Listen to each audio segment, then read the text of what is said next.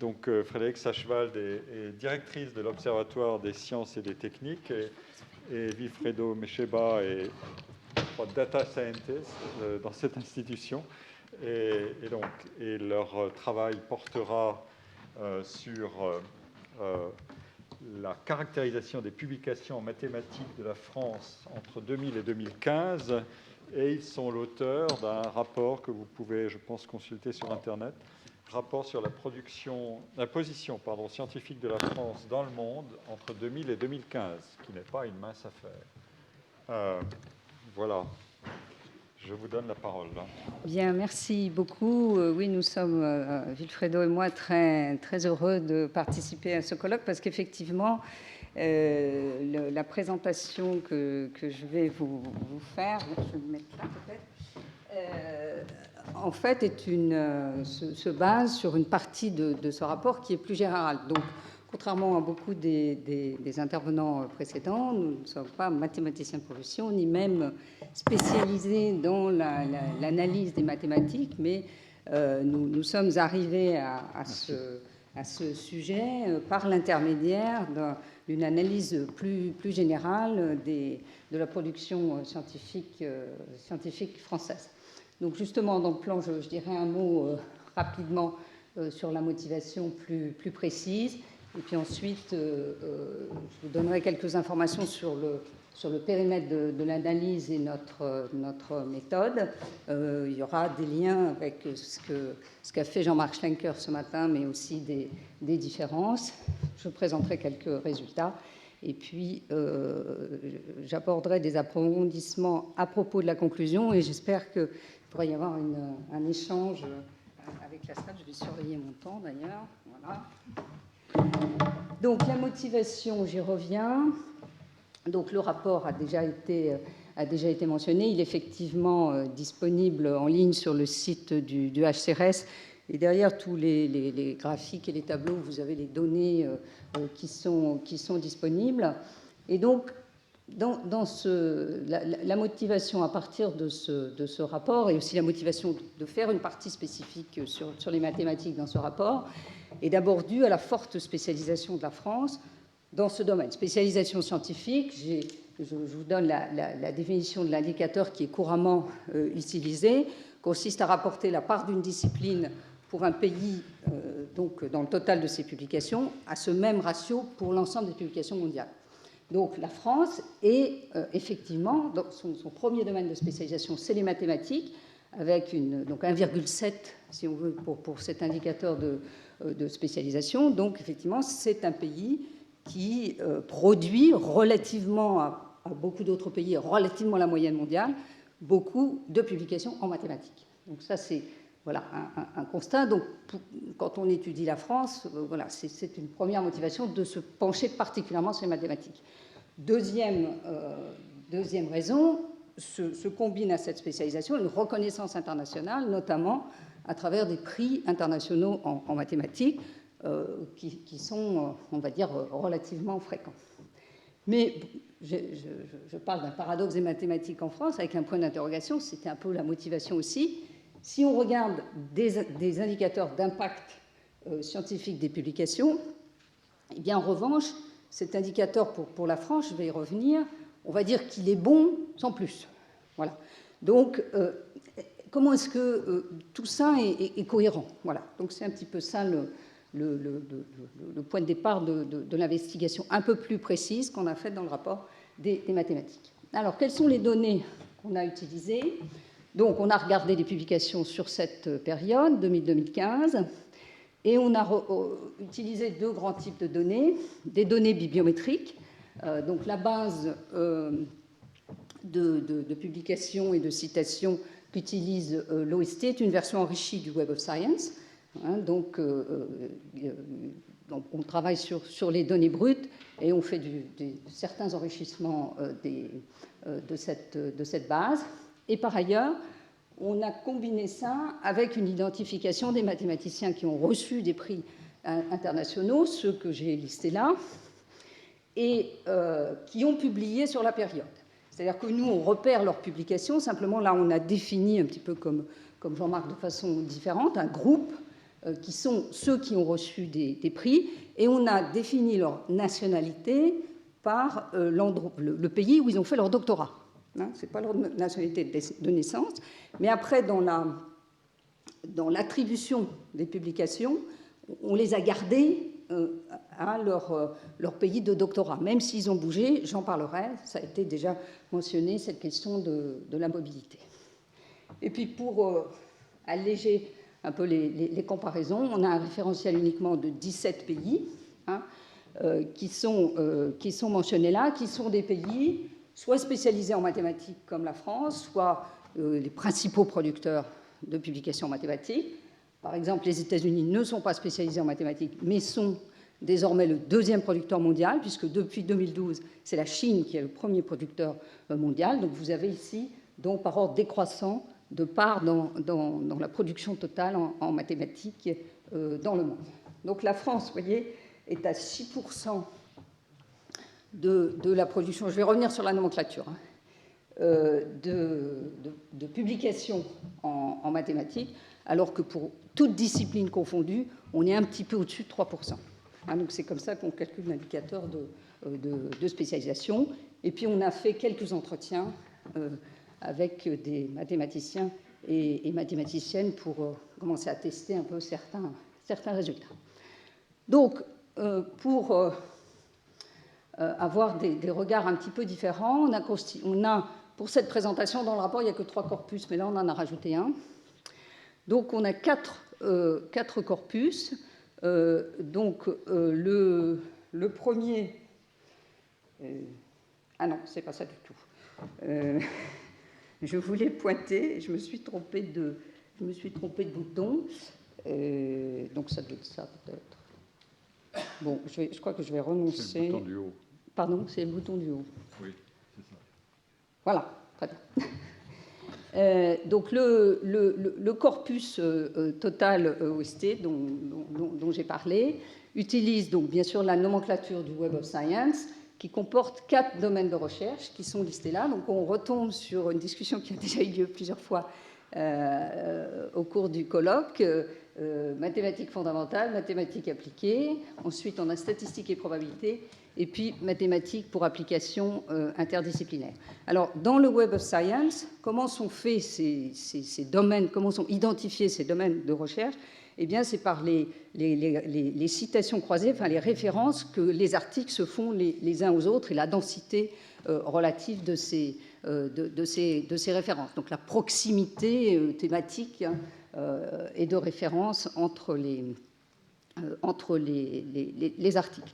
Donc, ce domaine, ces 4 domaines permettent de classer, vous verrez, les publications dans les 4 corpus. Donc, le corpus total qu'on appellera OST, le corpus des documents qui sont parus dans les journaux de l'Australian, classé A+, par l'Australian Mathematical Society, qui a déjà été mentionné par Jean-Marc, avec qui on avait échangé sur ce sujet. Ensuite, le top 100 des revues, selon l'indice MCQ de Matsinet. Et puis, justement, les publications des lauréats dont j'ai parlé tout à l'heure. C'est-à-dire que sur la période, on aura un corpus des publications qui ont été signées par les lauréats. Alors, une idée un petit peu de volume, hein, parce que vous voyez que ces 4 corpus sont de taille très différente. Hein. Alors, le corpus OST le plus général hein, est le plus gros. Sur la période, vous avez près de 600 000 publications donc, qui constituent ce corpus, et vous voyez, vous avez plus d'1 millier de revues. Alors, revues, articles, c'est mentionné en bas, on a ces types de... décidément, j'y arrive pas. Ces types de documents sur lesquels nous travaillons. Donc, quand je dis articles, ça veut aussi dire proceedings. Hein. Les deux, c'est pas seulement des articles de revue dans un sens très strict, mais aussi des publications de proceedings aussi avec référés, etc. Donc, quand je dis article, c'est un petit peu plus général que ça. Et puis, les comptes que vous avez ici sont des comptes fractionnaires, comme ce matin. Hein. C'est-à-dire que s'il y a 3 auteurs, on attribuera un tiers à chacun des auteurs de l'article, de façon à pouvoir sommer et faire des pourcentages. On pourrait le faire en compte entier à chacun, mais ça introduit des problèmes spécifiques. Donc, le plus gros corpus, c'est celui-ci. Le second en taille, c'est celui de l'Australian Mathematical Society, avec un nombre de revues beaucoup plus faible. Et puis, un point particulier concernant MathSciNet, les 100 coefficients les plus élevés, donc ces 100 revues ayant les coefficients les plus élevés dans MathSciNet, en fait, nous, on n'en a retenu que 65, parce que par rapport à notre nomenclature, les autres n'étaient pas classés en mathématiques. C'était plutôt, l'essentiel des autres, c'était physique ou informatique. Donc on retombe sur cette question de la nomenclature, et de façon à pouvoir faire les ratios dont on a besoin, si on voulait rester dans l'univers des mathématiques et être comparable aux autres corpus, on a retiré les revues qui n'étaient pas classées en mathématiques, hein, donc qui étaient plutôt en physique ou en informatique, ce qui, effectivement, peut-être par rapport à des résultats qui ont pu être montrés ce matin, peut introduire des différences, encore que vous allez voir qu'il y a beaucoup de points communs. Et puis, donc, le dernier corpus, c'est le plus petit. Donc, on a juste moins de 1500 publications. Hein, et vous voyez aussi que, donc là, j'ai repris les 3 principaux domaines de recherche en mathématiques, donc fondamental, appliqué, statistique et probabilité. Le dernier étant, disons, généralement, il ne représente que 7% des publications mondiales, donc application pour d'autres disciplines. Mais c'est vrai que dans certains corpus, il peut représenter un petit peu plus. Donc, bon, j'aurais pu le garder dans ce tableau. Mais vous voyez que la répartition selon les 3 domaines est assez différente suivant les corpus. Hein. Et en particulier, la part des mathématiques fondamentales pour les primés est très élevée, hein, par rapport aux autres. Bon, j'aurai l'occasion d'y revenir. Donc, quels sont les indicateurs qui sont utilisés? Les indicateurs simples de part mondiale, de la discipline, des domaines de recherche, les indices de spécialisation, des impacts moyens et des impacts à travers les publications les plus citées. Alors, la fenêtre qu'on a choisie, c'est 5 ans, parce que l'analyse qu'on a faite, c'est qu'après 5 ans, les rangs des pays ne changent plus. Hein, même si le nombre de citations de tel ou tel papier peut continuer à augmenter, mais ça ne va pas changer les rangs entre les pays, qui est ce que l'on regarde ici. Et puis, on a travaillé aussi sur les copublications, mais je n'aurai pas le temps de vous parler de ces résultats-là, mais ils sont dans le rapport. Et donc, on travaille en compte fractionnaire sur les indicateurs indiqués ici. Alors, une sélection de résultats. Donc là, c'est ce que je disais tout à l'heure. Donc, selon les pays du référentiel, vous avez la répartition, la part des 4 domaines de recherche que j'ai mentionnés. Donc, vous voyez, globalement, maths pour application interdisciplinaire est un petit domaine, hein, dans le corpus le plus général. Alors, ce que vous pouvez voir ici, effectivement, c'est les différences selon les pays. Et si vous prenez la France, qui est ici, c'est rangé par ordre décroissant de la part des mathématiques fondamentales. Vous voyez que la France est un des pays où les mathématiques fondamentales sont relativement, ou une part relativement élevée. Dans le référentiel ici, c'est la Russie qui a cette part la plus élevée.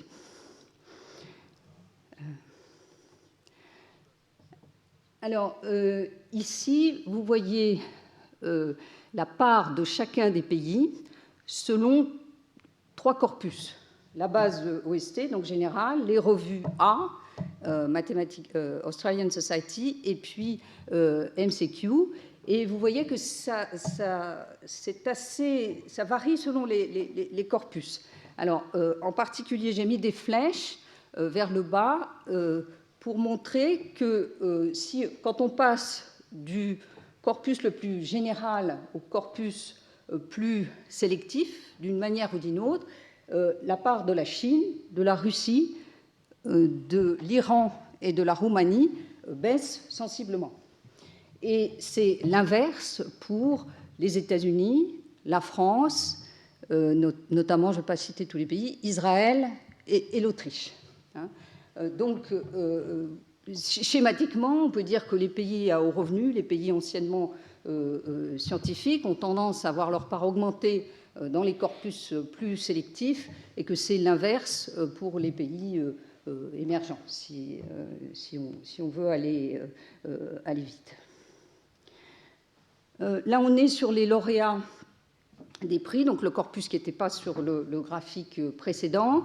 Et donc, vous avez sur l'échelle de gauche le nombre de publications des lauréats de prix sur la période par pays. Donc, à nouveau, leur pays, c'est le pays du doctorat, de leur doctorat. Donc, le graphique est ordonné comme ça, par l'ordre des publications, mais les points représentent le nombre des mathématiciens primés, et ça, c'est l'échelle de droite.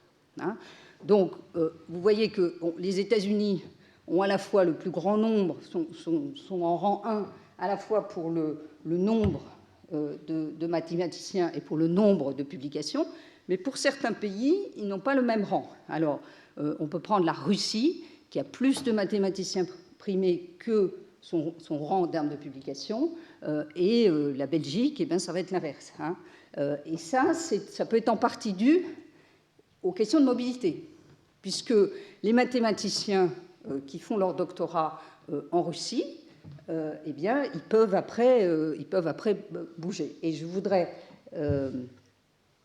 juste, j'ai rajouté cette diapositive pendant le colloque.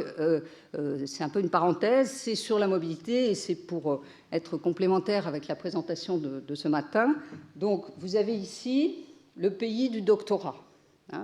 Et donc, vous avez la taille la hauteur pour chaque pays est proportionnelle au nombre donc de mathématiciens qui seront primés et qui ont fait donc leur doctorat dans chacun de ces pays. Et puis vous avez en mauve ceux qui vont bouger, et ici vous avez où ils sont au moment où ils reçoivent le prix. Et donc on retrouve les résultats un petit peu qu'on a déjà vus ce matin. Premièrement, les États-Unis sont des grands producteurs de mathématiciens, mais à l'arrivée, ils en ont encore une proportion bien plus grande. Et la Russie est dans une situation inverse, où elle perd énormément de mathématiciens qui vont dans des pays différents. Ils vont aux États-Unis, mais ils ne vont pas qu'aux États-Unis.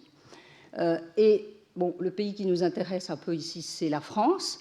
Alors, la France, elle a une propriété un peu remarquable, c'est la stabilité de ces futurs primés, qui ne bougent pas énormément.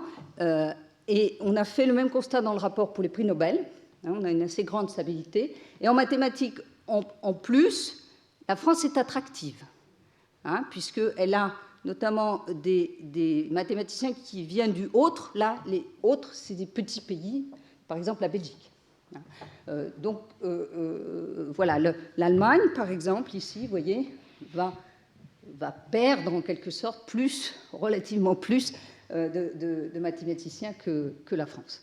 Donc, bon, ça c'était un petit peu une parenthèse sur la mobilité, mais quand vous regardez ça et la différence entre les publications, parce que quand on regarde la base des publications, on regarde la publication quand les gens ils signent là où ils sont. Donc, s'ils ont bougé, voilà. Tandis que nous, pour notre corpus des mathématiciens privés, on a conservé leur nationalité. Voilà.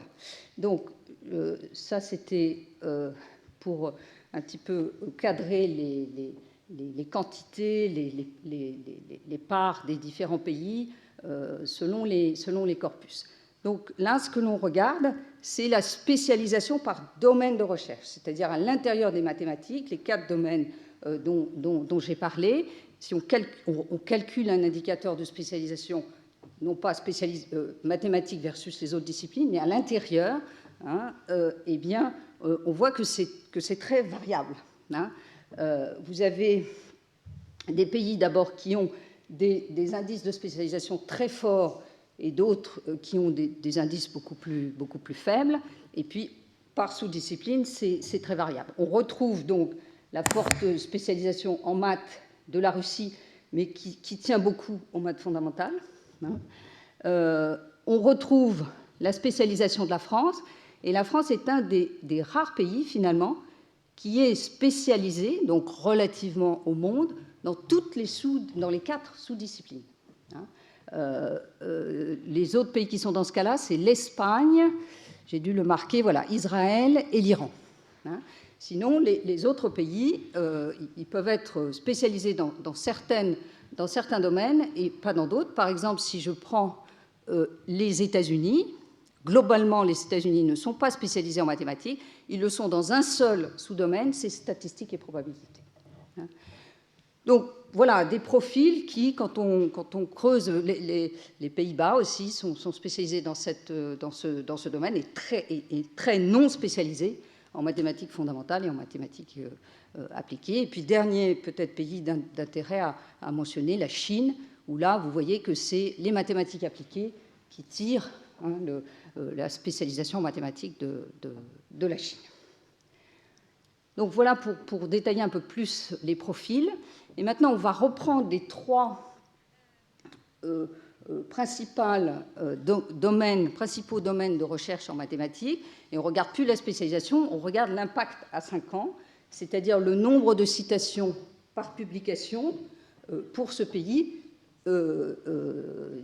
normalisé par ce ratio au niveau du monde. Comme ça, selon que vous êtes, par exemple, entre les mathématiques fondamentales et les mathématiques appliquées, s'il y a une tendance à citer plus dans un cas que dans l'autre, c'est corrigé par la moyenne mondiale. Vous avez la formule de calcul là-haut.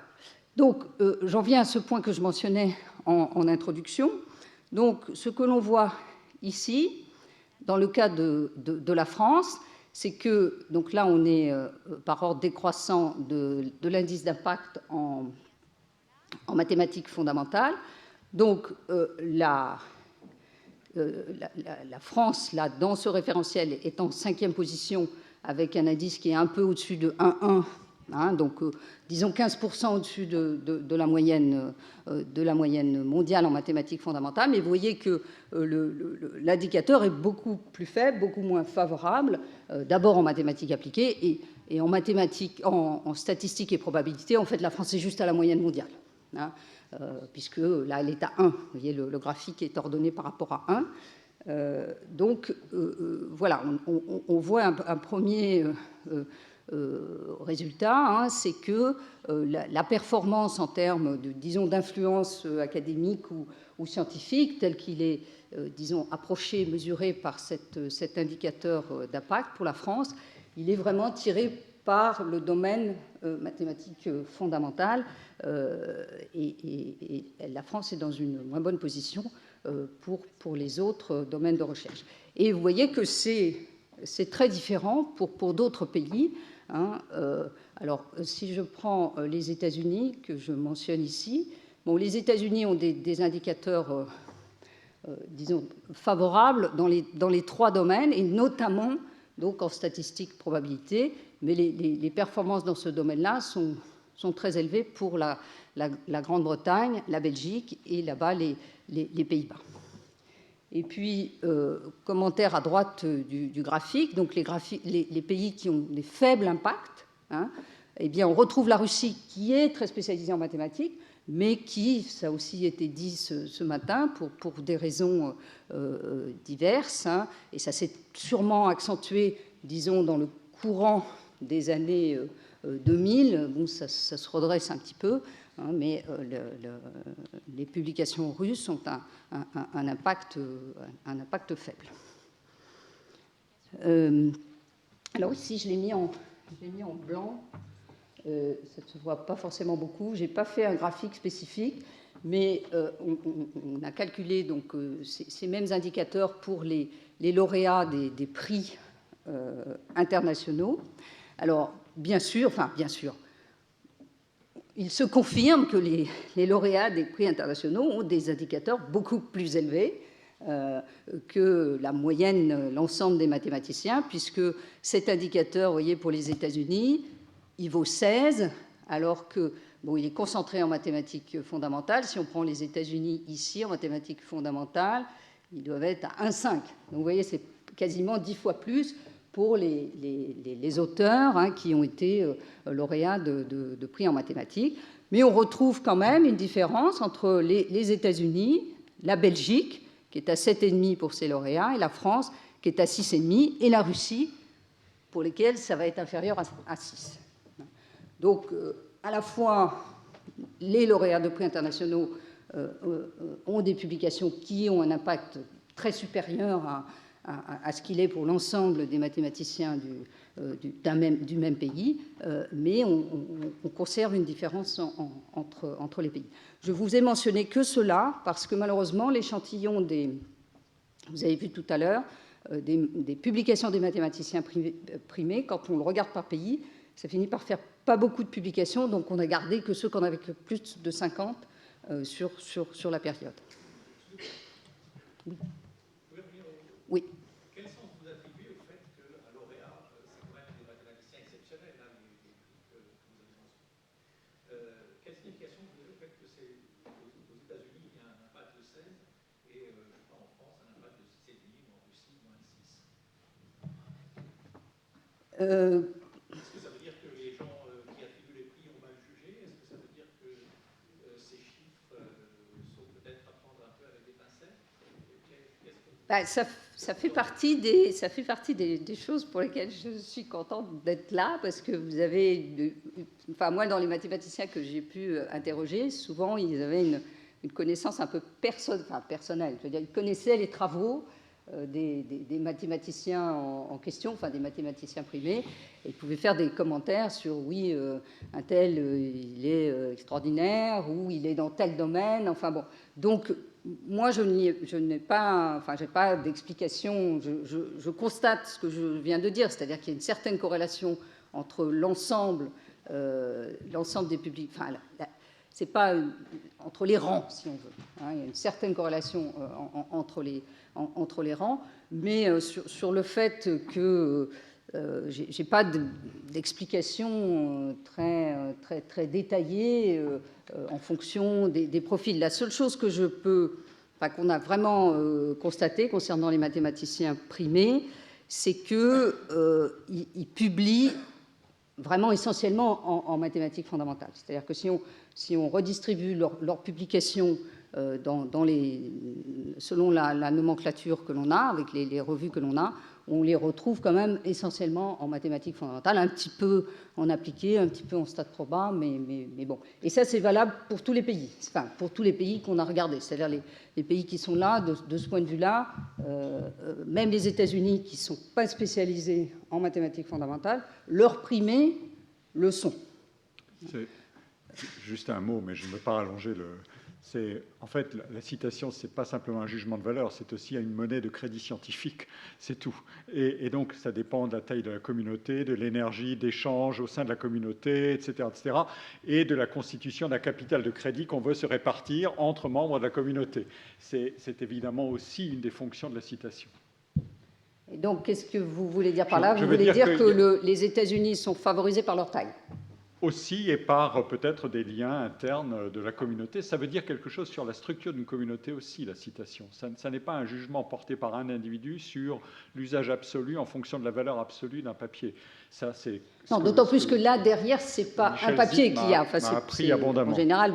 Le pape de la scientométrie française m'en a parlé, Dieu sait, beaucoup, et avec Jacques, on en a parlé aussi. La citation est un objet complexe, comme vous savez.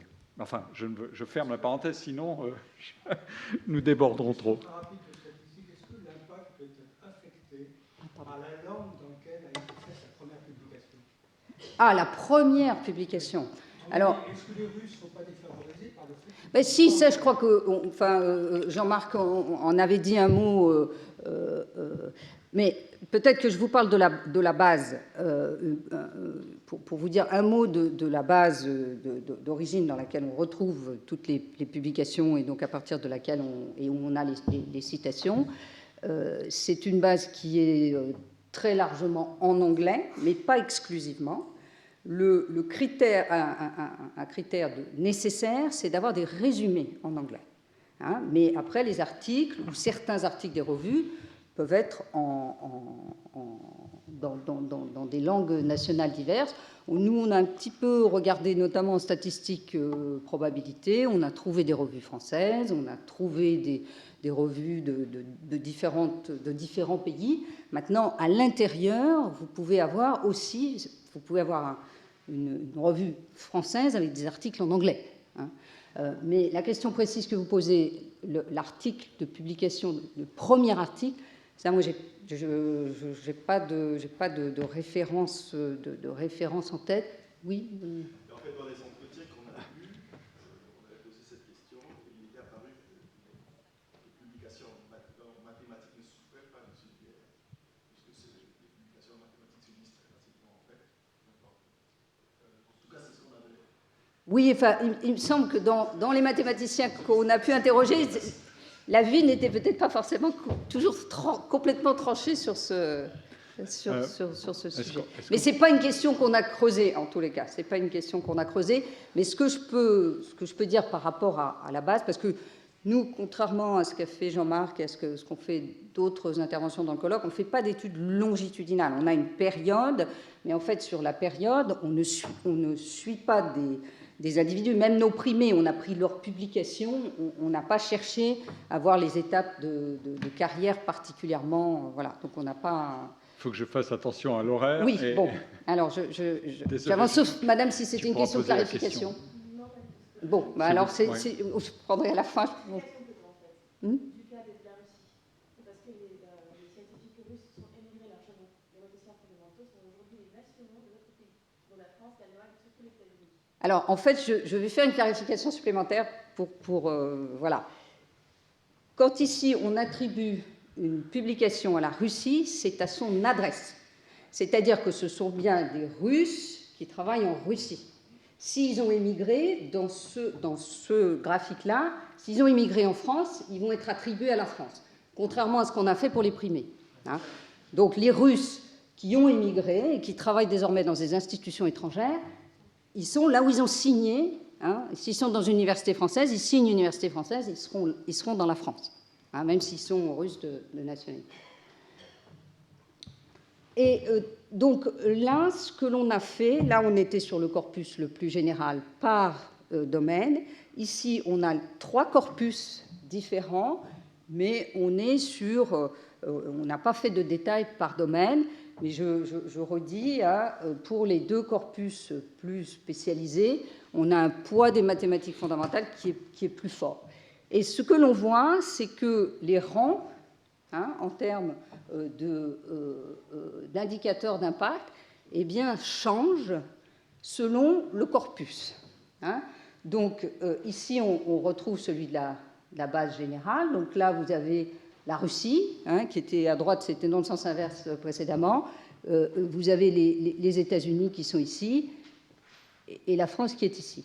Et quand on passe au corpus, ici, des revues Australian Mathematical Society, vous voyez que certains pays augmentent beaucoup leur impact, c'est-à-dire que pour ces revues sélectionnées par l'Australian Mathematical Society, eh bien, l'indice d'impact de l'Autriche est sensiblement plus élevé, et à l'inverse, il va être plus faible pour l'Italie, plus faible pour les États-Unis, un peu plus faible pour la France. Hein. Et plus élevé, oui, ça c'est remarquable, pour la Chine. Alors, ce qui se passe, et c'est aussi un peu le cas pour MCQ, je dirais que c'est un petit peu, bon, il y a des nuances, mais voilà, on a plutôt une opposition entre la base la plus générale et les 2 bases plus sélectives. Ce qui se passe, c'est que dans ces 2 bases, on l'avait vu tout à l'heure, les pays émergents et la Russie, en fait, ont une part très faible de leurs publications qui se retrouvent dans ces revues sélectives. Mais quand on regarde ensuite les impacts des articles qui ont été publiés dans ces revues sélectives, eh bien, il s'avère qu'ils sont plutôt plus élevés que la moyenne. Donc là,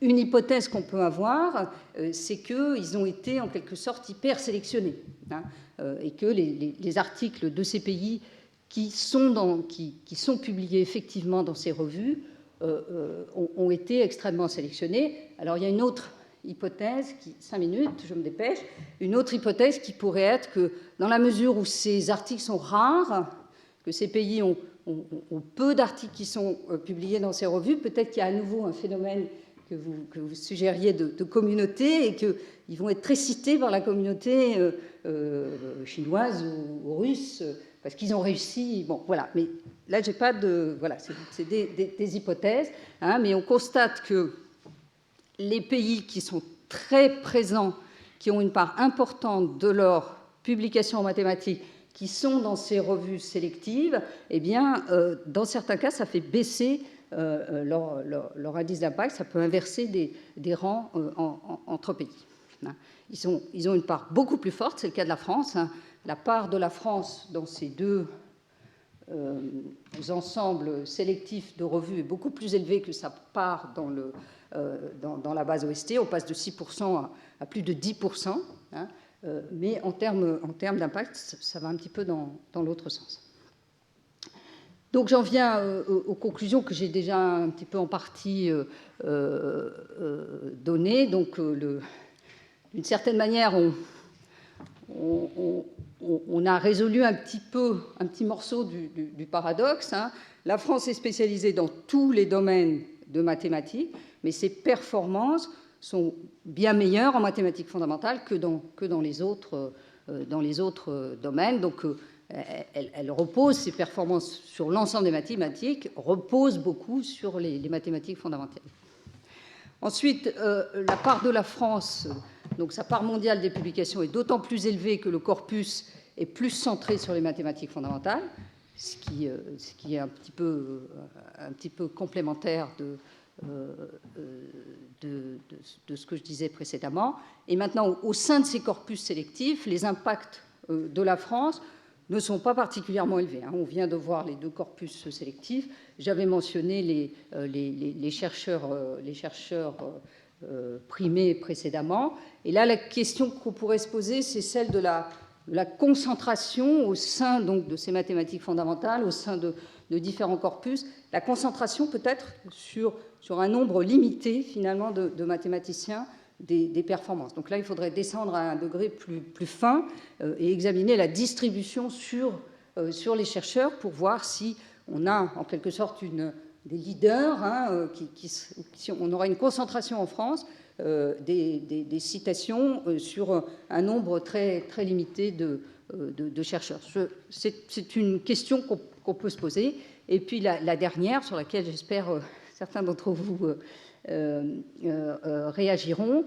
Donc, la France est aussi spécialisée en statistiques et probabilités qu'en mathématiques fondamentales, c'est nos indicateurs de spécialisation. Mais là, pour le coup, les indicateurs d'impact sont faibles à l'échelle mondiale. Alors, une des pistes que l'on a, ce serait de distinguer statistiques et probabilités. Parce que les propensions à citer sont apparemment plus fortes en statistiques qu'en probabilité. Et donc, si la France est spécialisée à l'intérieur de StatProba en probabilité, elle pourrait être défavorisée dans le calcul des indicateurs. Et effectivement, un des tableaux qu'a montré Jean-Marc ce matin suggérait bien que la France, à l'intérieur de StatProba, est en fait très spécialisée en proba et pas tellement en statistiques, ce qui, quand on agrège, pourrait être en sa défaveur. Donc ça serait quelque chose d'intéressant à creuser. Et ensuite, dans un contexte où, bon, les probabilités, je ne parlerai pas de beauté des statistiques, je ne parlerai pas de beauté des statistiques, même si moi j'y trouve un certain intérêt, mais ont une grande utilité. On pourrait après s'interroger sur justement, est-ce que la France évolue dans sa spécialisation en faveur des statistiques ou pas. Enfin, ça pourrait être après un examen en fait de la population, hein, des chercheurs dans les deux sous-disciplines. Voilà. Merci.